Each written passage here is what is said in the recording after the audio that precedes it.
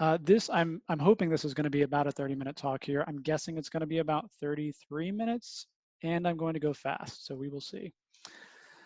So my name is Trey, and I run a weekly Python skill building service called Python Morsels. I also do on-site training for teams to help folks level up their Python skills, which I've been doing remotely this week, last week, next week for the foreseeable future. If you're interested in improving your Python skills, do check out Python Morsels. The first month of it's free.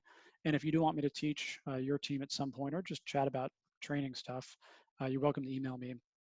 All right, so some assumptions during this talk. I am assuming that you already know how for loops work in Python. So not totally brand new to Python. If you are, this is going to be a little bit of a whirlwind.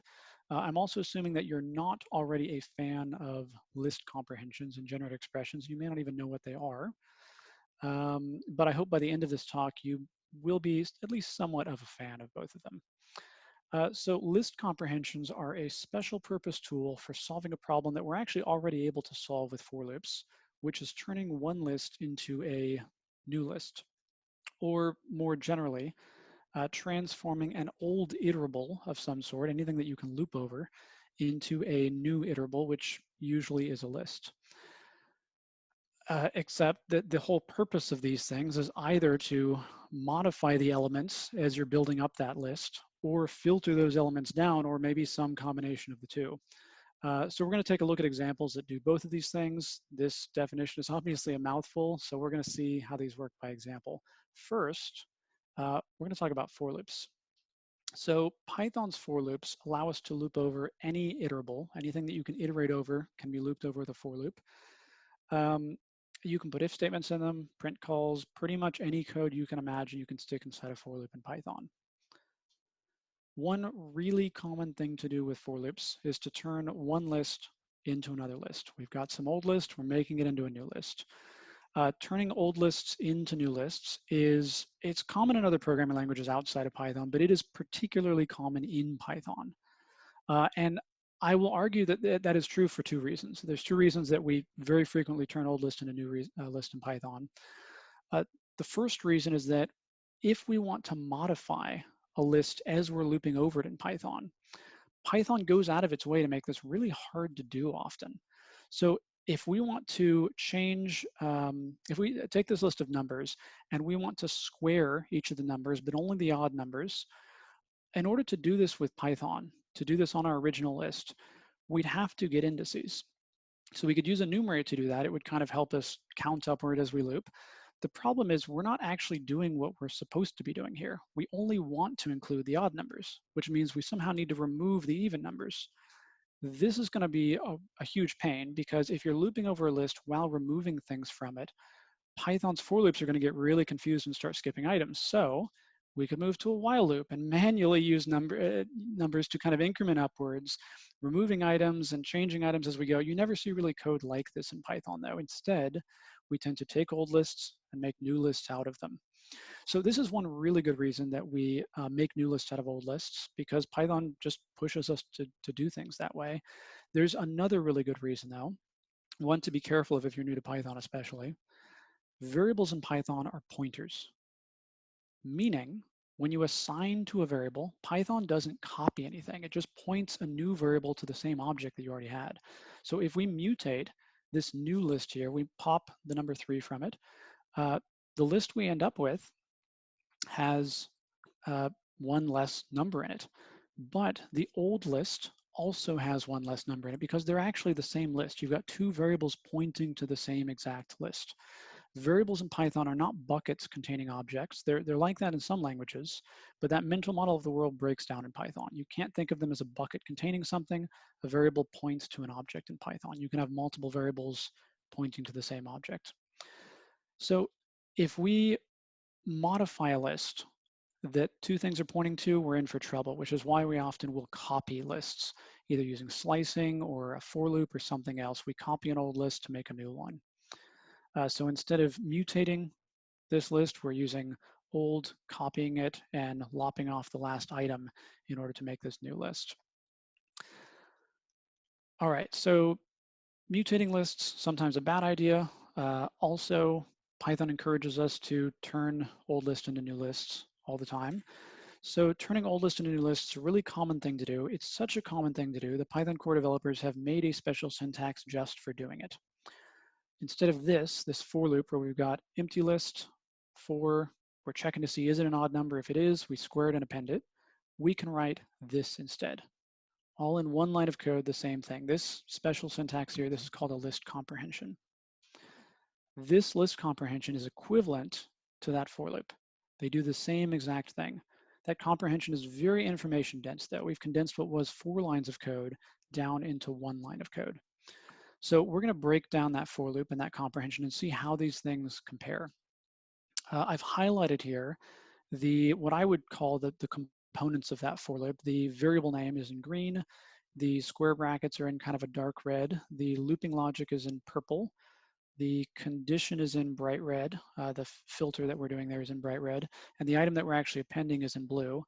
If these colors show up differently on your screen, I'm sorry. Also, if you're colorblind and any of these don't work for you, I haven't beta tested this, so please let me know if those colors don't work out on your screen. But these colors here, assuming you can see them correctly, these same items I've highlighted here in the comprehension. So we've got the variable name, the square brackets, the for, the if, and those append, and then the same thing in the comprehension. All the same components exist there. The only thing we're really missing is we don't have to call append, and we don't have to reference the variable name more than once. We're only referring to it at the end after we've already built up that list. Loops and list comprehensions are so similar that if you write your for loop in the correct format, you can copy paste your way from a for loop into a comprehension. So I'm going to show you what that looks like. To copy paste our way into a comprehension, we first copy the assignment, then we copy the thing that we're appending, and then after that we copy the actual looping logic, the for part. And then after the looping and the thing we're appending and the for part, we copy the condition, the filter there, that if. And we have now made a comprehension that is equivalent to that for loop that we started with. As long as we have our for loop starting in the correct format, we can copy paste our way into a comprehension. So I've highlighted the same 5 things here, but this is generic code. This is your blueprint. As long as you can figure out how to write your code in this format, this particular for loop, you can always copy paste your way from this, to go from that style of for loop into this comprehension. All right, so if these are new to you, you're probably thinking now, this looks awful. It's interesting, but why would I use this? So we're going to talk about readability. This is the most common complaint I hear about comprehensions, is that they are hard to read.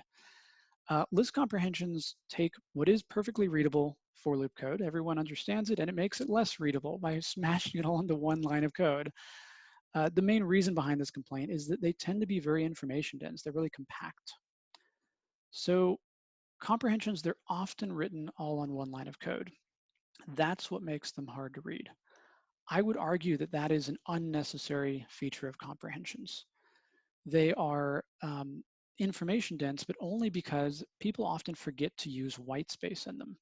So this for loop that we have, it is readable because we've got white space, and it forces us to kind of indent our code here to make it more readable, because Python is, it always makes us indent, as you know if you've written Python code. Because it doesn't force us, Python doesn't force us to use any particular style with their comprehension now, people tend to write them very compactly. So comprehensions have 3 parts: the operation, the n squared there, the loop, and the condition. There is no reason that all 3 of those parts have to be written on 1 line of code. If you have an open square bracket in Python, an open parenthesis, an open curly brace, you can always put more white space in between those square brackets, parentheses, curly braces. You can put it wherever you want. In this case here, I've kind of indented it in a sense, but I only chose to break it up this way because I see these 3 logical parts of the comprehension as 3 separate parts that I want on their own lines. Breaking comprehensions over multiple lines can make them much more readable. So I would really encourage you to consider doing this with your comprehensions. In fact, I would argue that you should start this way. When you write a comprehension, start it over multiple lines. Consider, is this a good idea, or should I make it more compact? That forces you to consider, as you make it more compact, did I just make it less readable, or is it actually just as readable in this case? embrace white space. White space is your friend, especially when it comes to some really information dense code like comprehensions. So note that this multi-line comprehension here, this isn't about saving lines of code. We've actually added an extra line of code here. We took 4 lines and it now is 5 lines of code. List comprehensions, they're not about saving lines of code, they're about making your code more descriptive. When we see a for loop, when we blur out this code, we know that we're looping in the first case, but it may not be obvious what we're doing, why we're looping. We have to look into it a little bit more to see, oh, we're building up a new list. When you see a comprehension, the single thing you know you're doing is building up a new list. That is their sole purpose because they are a special purpose tool. So when you're using a comprehension, the benefit of it isn't that it's more compact, it's that you've specified the intent of your code. You're not just looping, you're making one list out of another list. So I've glossed over some important details in the world of comprehensions. I'm going to try to run through pretty quickly. You can look these up on your own later.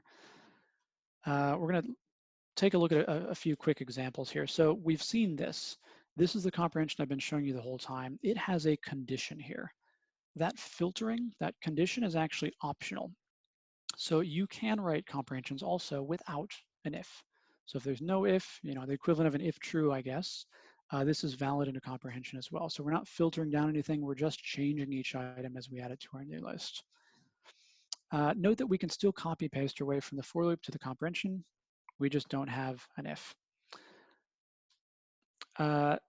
This is kind of an interesting one. We've got 2 for loops here. We've actually got nested for loops. We've got an outer one and an inner one. This is actually valid in comprehensions.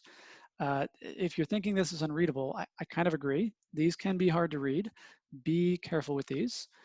Definitely make sure if you are using these, break your code up over multiple lines for sure, because these are really hard to read on one line of code. But you can use multiple for clauses. Note though, the order has to be the same.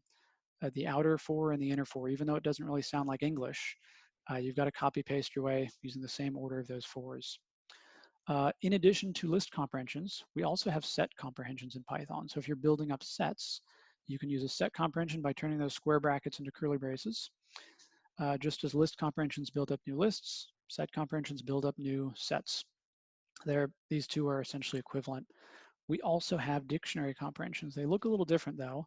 We have the same kind of thing as a set comprehension with those curly braces, but we've got letter colon n. So we're assigning the key letter to the value n, so we've got to have that colon in there. So I really recommend putting these over multiple lines because it's kind of weird to see a colon on the same line as a for in a dictionary comprehension. All right, so if you're coming from another programming language like JavaScript, like Ruby, like a lot of languages that have sort of functional-esque programming, you might be thinking, where's map and filter? And how are these equivalent to comprehensions? We don't really have map and filter, at least not as array methods the same way other languages do, not in Python.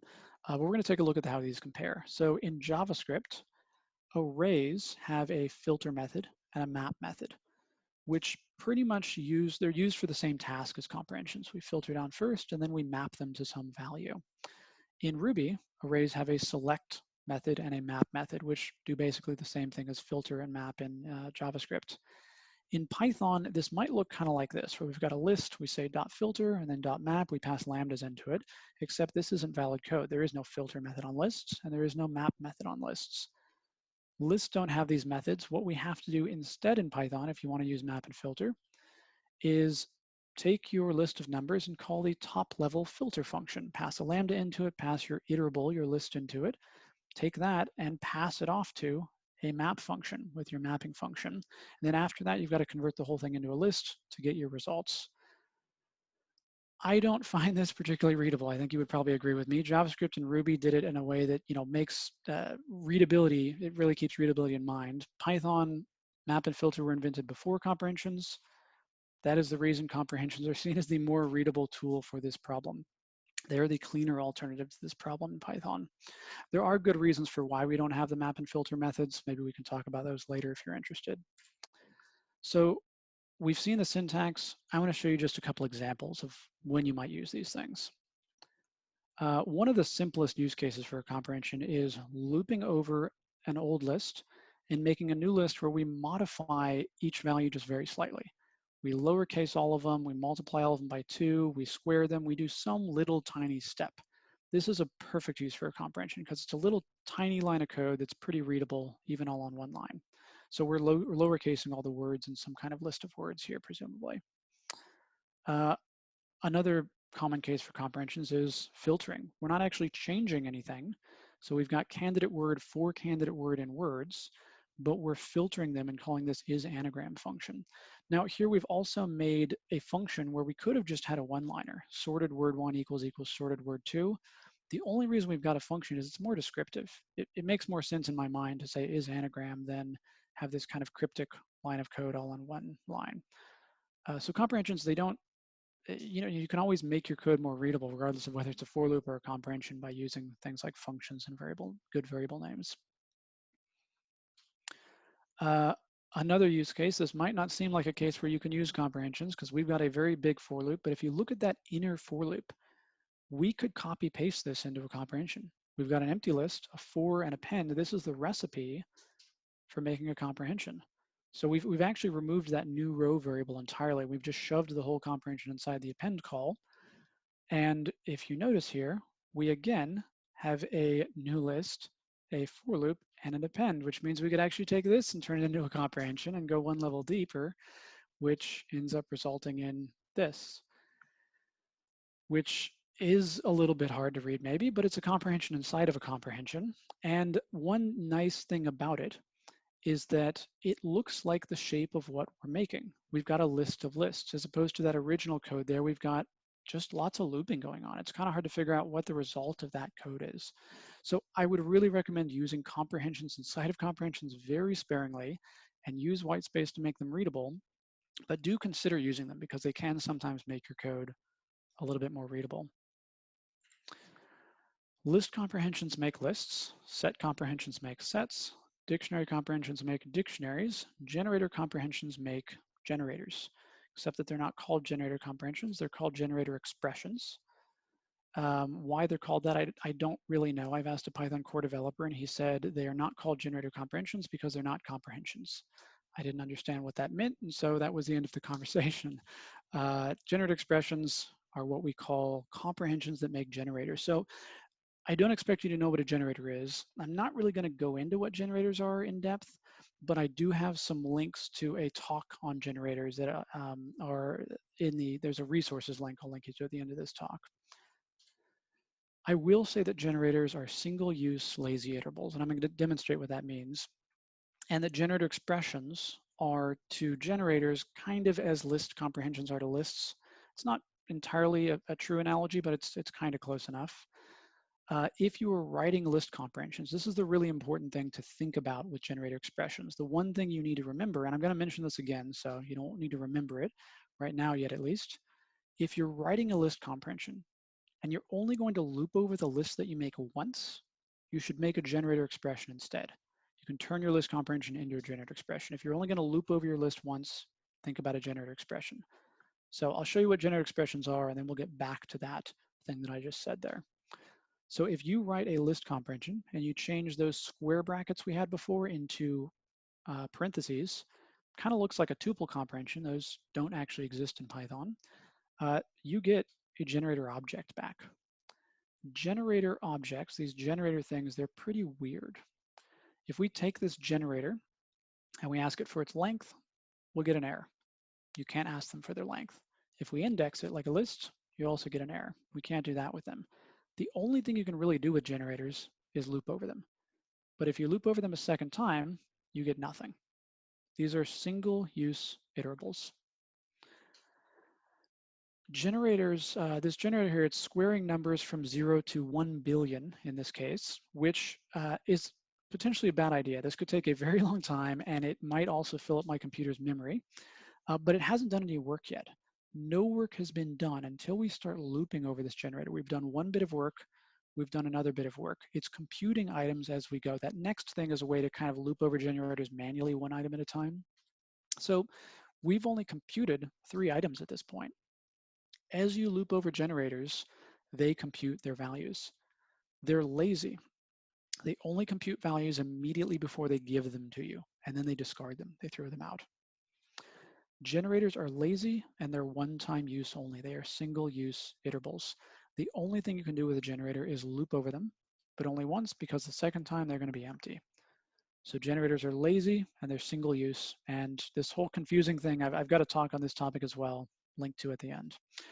So to be on the safe side with generators, you should loop over them as soon as you possibly can.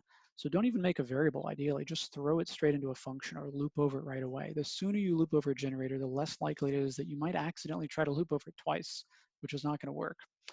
This is such a common thing to do, to take a generator expression and pass it off into a function. The Python core developers allow us to remove those extra parentheses around a generator expression if it's the sole thing passed into a function. So you create it, you loop over it right away.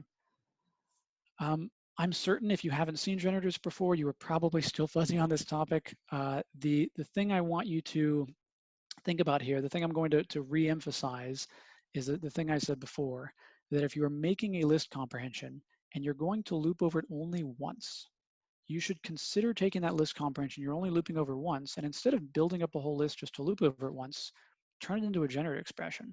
No list ends up getting built. Values end up being computed while it is being looped over. We've made a lazy iterable, lazy single-use iterable at this point.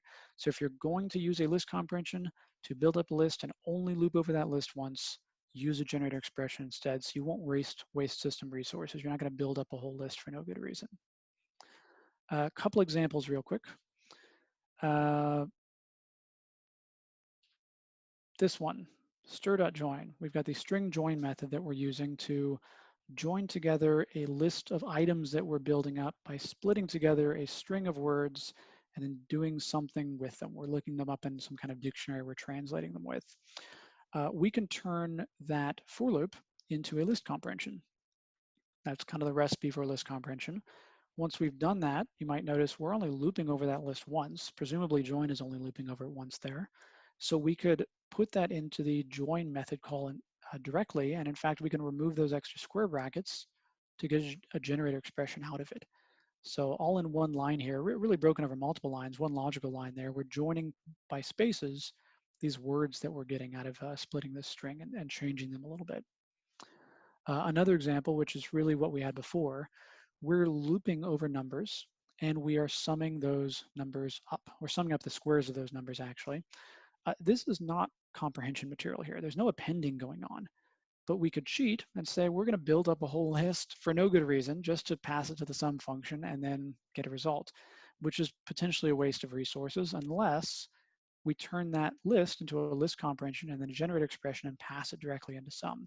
So generate expressions can really change the way you're able to write your code while still effectively doing the same thing without building up a whole list just to loop over it once. I would argue we've really made our code clearer here because it's clear that we're summing up the squares of these numbers all in one line of code. We actually have the word sum in our code. All right, so we've looked at comprehensions, we've looked at generated expressions, we've copy pasted away from loops into comprehensions and generated expressions. When should you use these things though? And more importantly, is there ever a time not to use these? So if you're seeing these and you go, I want to turn every for loop into a comprehension, is that a bad idea? So list comprehensions are only useful for turning one list into another list. Do not use these things except for making lists. Comprehensions should only be used for that very specific but common use case of turning an old list into a new list. Here we are printing. We're calling the print function in a comprehension, which works, but we end up with a list of none values at the end that is printed out. We don't really care about those none values.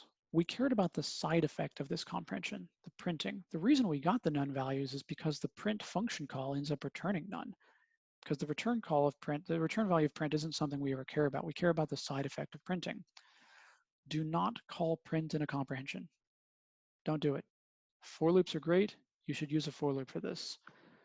Don't put any side effects in a comprehension. In fact, if you're not making a list, you shouldn't use a comprehension. If you are making a list and there's a side effect, probably still don't use a comprehension, use a for loop. You should make it clear that there's a side effect in your code, some kind of IO going on maybe. List comprehension should only be used for turning one list into another list, not for something else. Here we're looping over a list of tuples and we're making a dictionary out of them. This looks like a perfect case for making a comprehension. So you might think we could copy paste this into a comprehension. We've got a key, we've got a value. This is a perfect dictionary comprehension.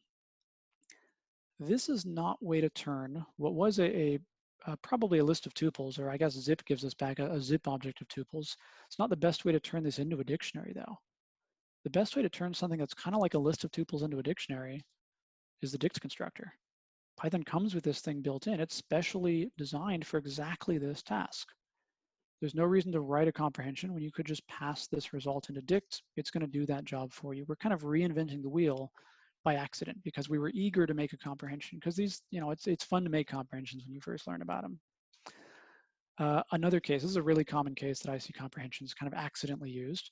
We're looping over lines in a file and we're putting them into a new list. Whenever you see this comprehension that does no filtering and no modification at all, this should be a red flag. The list constructor does exactly this. We take your file, we pass it to list, you get a new list out of it. It loops over it for you. It's essentially equivalent to that comprehension we have above. In fact, in newer versions of Python, if you wanted, you could even use square brackets with a star in there, but I very much prefer the list constructor personally. You don't need to make list comprehensions when you're not changing anything in your iterable. If you're just looping to make a new version of the same exact thing, you can just use the list constructor. This is actually my preferred way to get all the lines in a file. There is also a read lines method. I don't prefer it, but that is just me. I think that list thing is actually more readable, and you can disagree. Maybe we can argue about it later. Just as there are sometimes simpler ways to do things with a for loop to use a comprehension instead, there are actually sometimes simpler ways than a comprehension. You can use a Python built-in to do the job for you.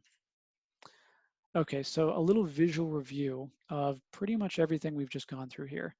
I hope these slides that follow can kind of act as a cheat sheet of sorts. You can review these online. The link to the slides is going to be afterward as well. I'm going to run through these quickly though. So new list equals this list we're making. We loop over an old list, we're appending. This is the recipe for copy pasting our way from a for loop into a comprehension, or at least one case where we might copy paste from a for loop to a comprehension. Those two are equivalent. We could also do this if there's some kind of condition. If we're building up a list, we're looping, we're checking a condition, and then we're conditionally appending. We're conditionally appending, we can take this and copy paste it into a comprehension as well. That for loop, that comprehension are equivalent. Same thing if we're not doing this with a list, we're doing it with a dictionary. We've got empty dictionary, a for, maybe an if, and then we're adding to that dictionary, maybe even updating really. This is equivalent to this dictionary comprehension. You can almost copy paste your way into this. You're just going to have to change those square brackets into a colon to get the key colon value in that dictionary comprehension. Also looping 2 levels deep, more than 2 levels deep as well, 3, 4, more than that. In theory, at that point though, I'm not sure what you're doing in your comprehension or your loop. We've got a for loop inside of a for loop we're appending. We can turn this into a comprehension by keeping those fors in the same order. That for loop is equivalent to this comprehension. If you're not filtering or changing anything though, this comprehension should instead just be the list constructor. You don't need a comprehension in all cases. Sometimes you can just rely on the list constructor to turn your iterable into a new list. If you are making a list and you are immediately looping over it, you could turn this into a comprehension, or you could turn it into a generator expression. You're doing some operation, you're passing your list into that operation, just turn it into a generator expression. If you're only looping over that list once, you don't actually need a comprehension. You could use a generator. So I want you to remember that you can use list comprehensions for looping over an iterable while building up a new list from it. And you can use set comprehensions and dictionary comprehensions for turning an old iterable into a new set or a new dictionary as well. And if you do have a for loop that is written in the correct format, you can copy paste your way from that for loop into a comprehension. If you can't figure out how to get it into that format though, you're out of luck. You're going to have to stay with your original for loop, which is sometimes the case. If you do ever find yourself making a comprehension just to loop over it once, you should consider turning it into a generator expression, using a generator expression instead of a list comprehension in that case. And also remember to break your comprehensions over multiple lines. I really highly recommend use white space in your code. White space is your friend. This will really improve the readability of your comprehensions, especially for your coworkers that don't understand what they are. The last thing that I have for you is a resources page where I've compiled some other talks that I've given, that other people have given, some articles, tutorials on comprehensions, generators, also some things on the fact that variables are all pointers in Python, and I think a couple other related topics. That is all that I've got. Thank you. Any questions on anything?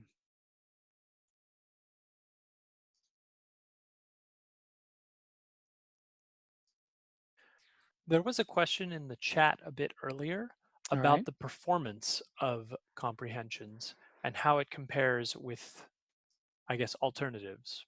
Right. Yeah, this is a question I get a lot, and I'm always hesitant to talk about it because I don't want people to use them just for the performance. If you don't find them readable, just don't use them. It's not worth the performance gain that you get usually. You do get a bit of a performance gain though, and part of the reason for that is, I'm going to stop screen sharing here, is the fact that when you are appending that, my new list dot append call, that lookup of append actually takes time, which a strange amount of time, and the function call takes some time.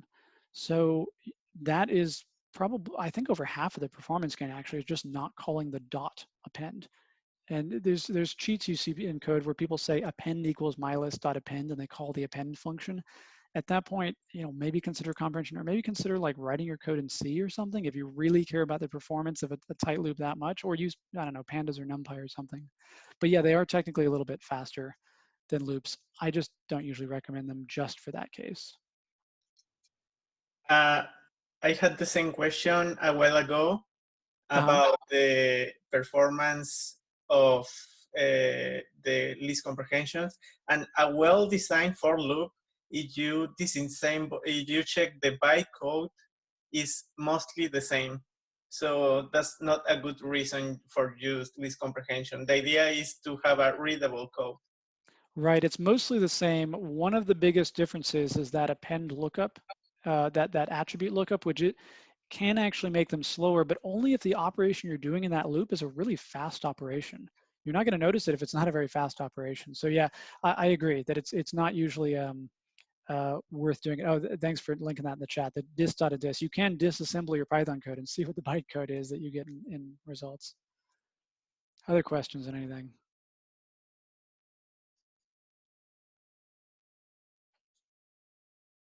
I don't know if there... Just as a comment, can you add the list comprehension with the walrus operator? That will be awesome. The what operator? The new operator, Oh, the walrus. Yeah, the augmented assignment operator. I didn't want to confuse everyone, but I can show that in a terminal real quick if we have a moment. Yeah, that would be awesome. And does anyone have other questions while I'm bringing this up?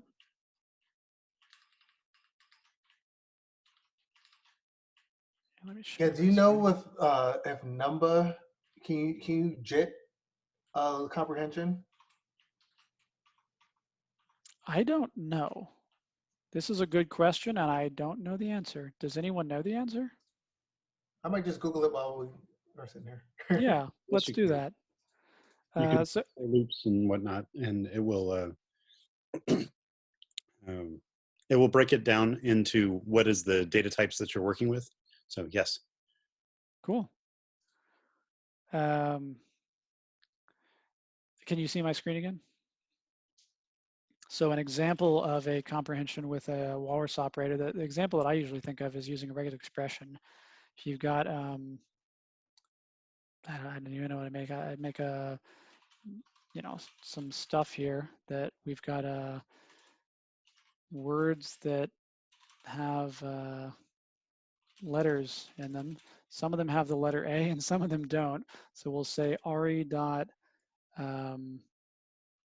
well, actually, we'll take words from this. This is a bad example. I wish I had lines, but that's all right. We have words and we'll see if it has the letter A in it, then we'll do something with it. So W for W in words.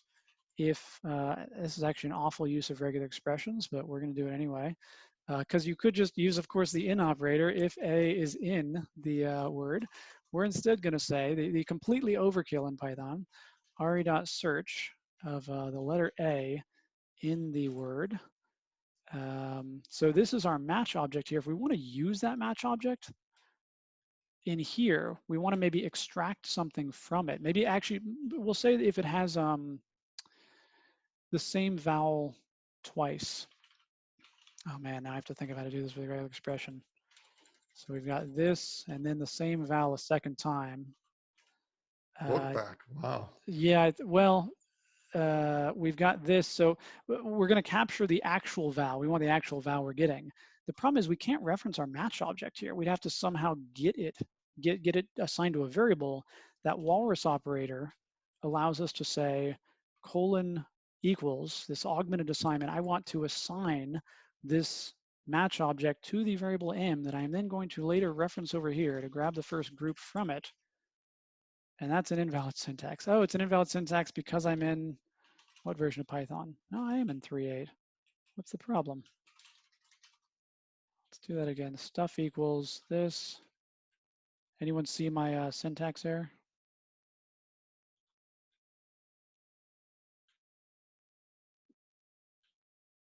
I wasn't able to do a regular equals in this. So. Yeah. Should it be Well, yeah, match regular instead equals of doesn't search? work. What was that? Should it be match instead of search? No, search match actually starts from the beginning of the string, which wasn't what I was looking for. Okay. Search gives the whole string, which is really confusing. I wish the match method just didn't even exist in Python on regular expressions, but I don't know what's, well, let me try it again. Invalid syntax. I'm in 3.8. Huh. Because this shouldn't be invalid syntax. This is just the name m is not defined. If m colon equals. Oh, I know what it is. Does it need to be in parens? Yeah. Colon equals is not worth it sometimes. It can be worth it. And if this was over multiple lines, maybe it's worth it. But I would probably instead make this multiple generator expressions. So I would say we're going to take first our matches equals this thing, m, or the original thing that we wrote here, re.search for w in words. You can almost always avoid the augmented assignment if for w in words if you make it a series of generator expressions. Then you could say, you know, vowels equals m for m in matches if m. So it's a little longer. It's kind of, you know, confusing. It's over 2 lines of code now, but it does the same thing as that walrus operator did.